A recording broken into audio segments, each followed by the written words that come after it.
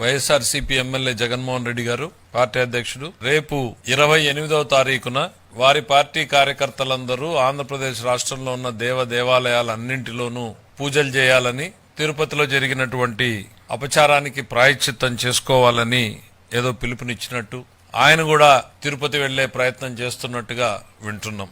జగన్మోహన్ రెడ్డి గారు ఆయన మారలేదు, ఆయన ఆలోచనలు మారలేదు, ఆలోచనలు మానలేదు కూడా. జగన్మోహన్ రెడ్డి గారికి ఇదొక పొలిటికల్ ఈవెంట్, ఈ రాష్ట్ర ప్రజానీకానికి ఇదొక సెంటిమెంట్. దీన్ని కూడా రాజకీయ కోణంలోనే పల్లెపల్లెలోనూ ఒక ఈవెంట్ గా మార్చినటువంటి నీ ఆలోచన అనేటువంటిది నిజంగా బాధాకరం జగన్మోహన్ రెడ్డి గారు.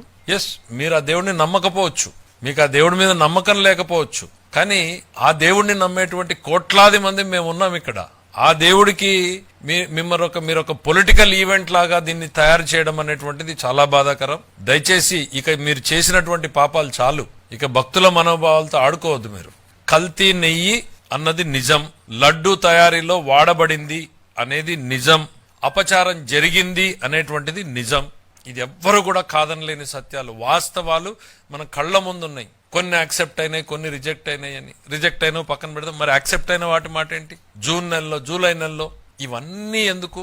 ఇవాళ ఈ రోజు మేము ఇస్తున్నటువంటి లడ్డూని రేపు పొద్దున్నే మీరు 28వ తారీఖు వెళ్ళినప్పుడు ఆ లడ్డూని చేతిలోకి తీసుకుని వాసన చూడండి. ఆ రోడ్డు మీద నడుస్తున్నటువంటి ఏ భక్తులైనా గత సంవత్సరంలో మీరు తిరుపతి లడ్డూ తిన్నారా, ఇప్పుడు ఈ లడ్డూ తిన్నారా అని అడగండి. ఇంక అంతకు మించిన టెస్ట్ వేరే ఏం అక్కర్లేదు.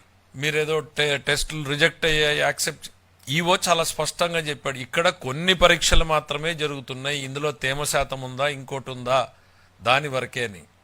ఇక్కడ మీరు గమనించాల్సింది, పాలకుడు మారాడు. ఈ రాష్ట్రంలో పాలకుడు మార్పుతోనే ప్రతి రంగంలోనూ మార్పు మొదలైంది. ధర్మ ప్రచారంలోనూ ధర్మ పరిరక్షణలోనూ కూడా మార్పు మొదలైంది. అందుకే ఈ నిజాలు వెలుగులేకొచ్చాయి. ముఖ్యమంత్రి గారు ఒక ఉద్యోగం నీకు ఇస్తున్నాను, బాధ్యత పెడుతున్నాను అని చెప్పిన రోజున ఈవో గారికి ఏం చెప్పాడు? ఆయన బయట చెప్పాడు, భక్తుల మనోభావాలకు దెబ్బతినకుండా ఉండాలి, ఇట్లా రకరకాల వార్తలు వస్తున్నాయి, సరిదిద్దండి, ఇది మీ బాధ్యత అన్నాడు. ఆ సరిదిద్దే క్రమంలోనే ఈ వెలుగులోకి వచ్చినటువంటి నిజాలు. మీరు మారలేదు, మీ ఆలోచనలు మానలేదు, జరిగింది తప్పు. మళ్లీ చెప్తున్నా, కల్తీ నెయ్యి వాడింది నిజం, దాన్ని ఉపయోగించింది నిజం, అపచారం జరిగింది నిజం. నీవు చెప్తున్న మాటలు అబద్ధం, నీవు అబద్ధం. రాష్ట్ర ప్రజానీకాన్ని ఇక రేపు నువ్వు చేయమంటున్న పూజలో అబద్ధమే. నేను చెప్పాను కదా, మీకు అదొక పొలిటికల్ ఈవెంట్. దయచేసి ఇక జరిగింది చాలు. ప్రజల మనోభావాల్లో నుంచి ఇది ఎంత తొందరగా పక్కకు పోయి మా దేవుడి మీద మనసు లగ్నమైతే మాలాంటోళ్ళం సంతోషిస్తాం. ఈ పొలిటికల్ ఈవెంట్లు మీరు దయచేసి మానేయండి. జగన్మోహన్ రెడ్డి గారు, మీరు తిరుమల తిరుపతి దేవస్థానాన్ని నేను ఇప్పుడు ఎట్లా అయితే చెప్పానో ఒక ఈవెంట్ గా మీరు చూస్తున్నారు, దీన్ని సెంటిమెంట్ గా మేము చూస్తున్నాం అనేటువంటిది.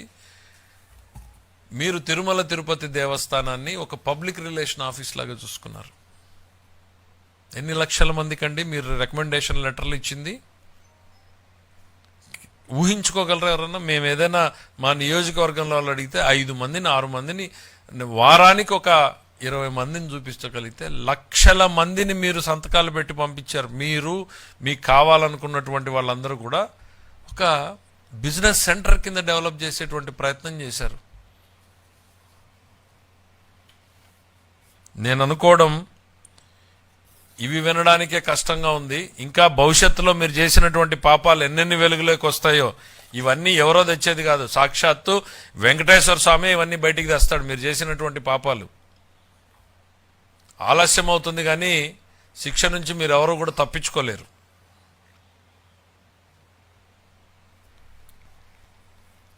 రేపు పొద్దున నిజంగా మీరు 28వ తారీఖున వెళ్తే మీ పార్టీ వాళ్ళకు కూడా ఆ లడ్డూని కొని ఇవ్వండి.